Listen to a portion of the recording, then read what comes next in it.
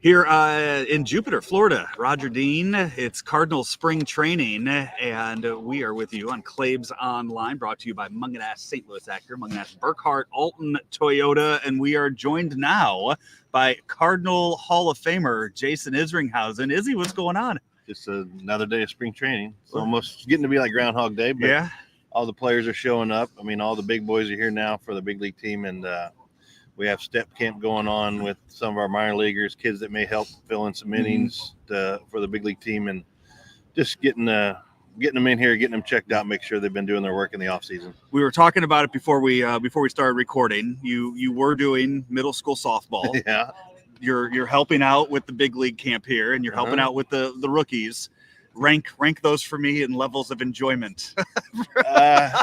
Well, the younger ones, the middle school kids are like sponges. Yeah. It's kind of like I always say that the girls softball is kind of like herding cats a little bit. Right. They lose focus a little bit. So there's a lot of getting their attention back to where it should be. They have to take time off their Snapchat and things like that at times. But and it's no different than in the minor leagues. We have to give these kids time to their phone, or else they go absolutely nuts. Right. So that's the good part and the sad part of society, I guess. I was going to say, yeah, when you were playing, there were no phones. There were no phones. We didn't have cell phones, thank goodness. That's not the first time I've heard you say.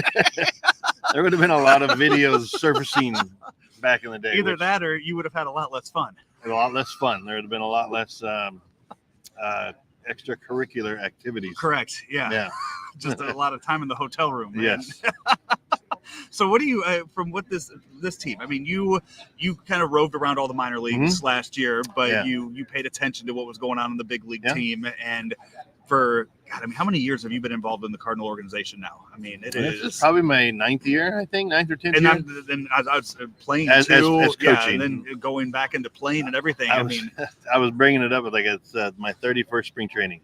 Okay. So it was back in the day. We were just talking with Benji. He said 98 was his first spring training. So mine was 93. Yeah. Wow. And I remember sitting in those meetings back in the day as a player, listening to Red Shandy's. This is my 63rd spring training. I'm like, good Lord.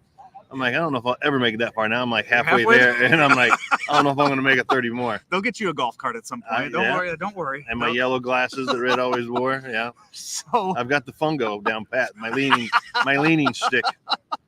With what you saw last year with the big league organization, and when you're down there in the minor league camps, you're just kind of watching from afar. Like, what are you thinking? What is going through your head when you're seeing the struggles that this team had?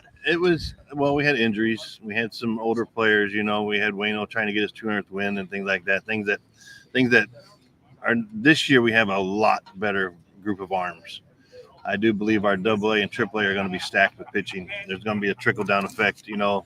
We added a bunch of quality bullpen arms, so we're going to have some trickle down and pushing guys that were in AAA back to AA. How that works, and I think we're in a really good spot right now. And it all comes down to health. And it seems like the big thing too is leadership. That seemed to be, Nolan made the comments early in camp, and you saw with the free agents they brought in, it's a lot of leaders that they brought in. Which losing the guys like Wayno and Albert and Yachty over the past few years, you need that. Well, I think the main thing is not a lot of rah-rah guys. It's leadership lead by example. I mean, if any of these young kids watch Arenado go about his work, he's a leader in that part, but he might not be that vocal guy to jump on somebody if need be. And brought in some guys, Lance Lynn, who's not afraid to get on somebody if you see something going wrong.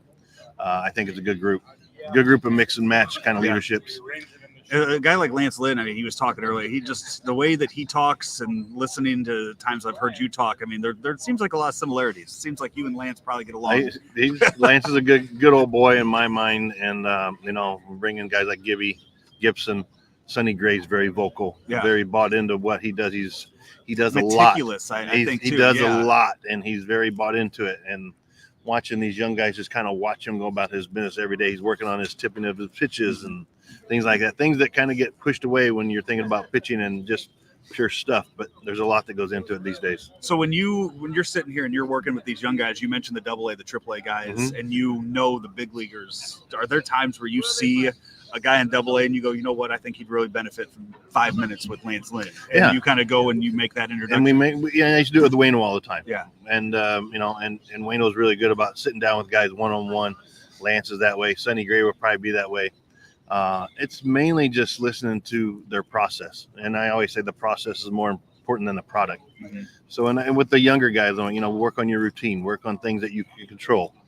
And, because once you release the ball, everything's out of our control. Yeah. So making them buy into that. Everybody's so, result oriented. Everybody's all about velo nowadays. And there's more to it than that. A few guys that you saw a lot of last year, Sagasi and Scott, two guys that we've heard a lot about in camp. What could you tell us about those two that we might see in St. Louis this year? It's just excitement around those guys. Sagasi's bat to the ball, things that you can't teach. You can teach, the launch angle and things like that. That goes through the analytics department, but you can't teach ball to bat. You can't teach pure speed like with Victor Scott. Victor Scott stole 94 bases, so he's getting on base. Just keeping that in his brain, don't change who you are. What's your strength? Strengthening your weaknesses, and these guys are getting there. Who's a name to watch this year that would be similar to what those two were last year? Anybody down in Double-A or? Well, we always got Tink. Yeah. Tink Hintz he's got a real good arm. Young kid, 21 or 22, still feeling his way, still working on his weight. He's real skinny, young guy. Metabolism's great right now. We all lose that, it seems, and we're working on him to keep his weight on and his arm care, making sure they're taking care of their money maker, their arms and things like that. And that's what we do with all the young kids. Like a young name we drafted, like Chase Davis, kid from Arizona, working on him. The process. Having guys like Willie in camp to let Willie talk to guys like that, and then you got all different kinds of ways of going about it, but they got to figure out their own way. That's so different. You talk about putting on weight. I mean, you have cooks and stuff back there where they can work it. I mean, back in '93 when you were with the Mets, I mean, they said go put on weight. You were just going and finding they were half a sandwich and a cup of soup. There wasn't much putting on weight. It ended up being barley and beverages and things like that to put on bad weight. And nowadays, they have their personal chefs. They have the cooks here, and it's just beyond what we used to do. But it's good for these kids. I mean, the window of them being good and making their money to support their families is very short.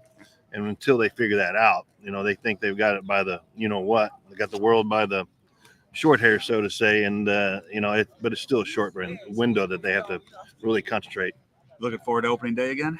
It will be fun. Yeah. Putting on that red coat and getting able to hang out with Ozzie and Willie and guys like that. And Ozzie's down here for the week, and he met with Sagasi and things like that. So it's like pushing the young kids towards these guys.